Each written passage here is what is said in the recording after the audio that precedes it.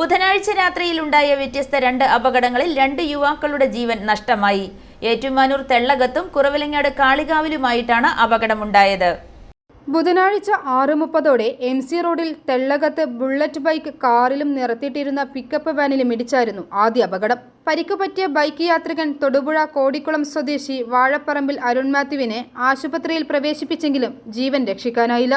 കുറവിലങ്ങാട് കാളികാവിൽ രാത്രി 10:30ഓടെ ബൈക്കിൽ ട്രാവലർ ഇടിച്ച് പ്രതിശ്രുതവരൻ മരിച്ചു. പാല കടപ്പളമറ്റം വയല സ്വദേശി കൊച്ചുപാറയിൽ ജിജോമോൻ ജിൻസനാണ് മരിച്ചത്. ജിജോമോന്റെ വിവാഹം ഇന്ന് നടക്കാനിരിക്കുകയായിരുന്നു അപകടം. വിവാഹ സംബന്ധമായ ആവശ്യത്തിനായി സുഹൃത്തിനൊപ്പം ബൈക്കിൽ പോകവെയായിരുന്നു അപകടം. ജിജോമോനൊപ്പം ഉണ്ടായിരുന്ന സുഹൃത്ത് വയല സ്വദേശി അജിത്തിനെ ഗുരുതര പരിക്കുകളോടെ ആശുപത്രിയിൽ പ്രവേശിപ്പിച്ചു. സംഭവത്തിൽ കുറവിലങ്ങാട് പോലീസ് കേസെടുത്തു. i4 news, Ettumanoor.